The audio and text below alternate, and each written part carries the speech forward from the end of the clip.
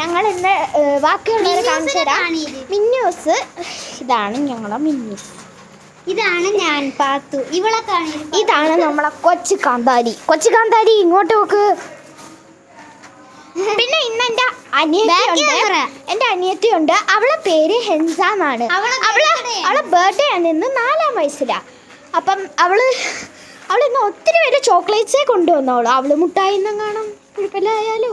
അപ്പോൾ ഇതാണ് ഒരു ഡാൻസ് ഒന്നും കളിച്ച് ആരെങ്കിലും ഒന്ന് അങ്ങ് ദൂരെ നിന്ന് കളി, ഒരു ഇല്ലുമിനാറ്റി കളി.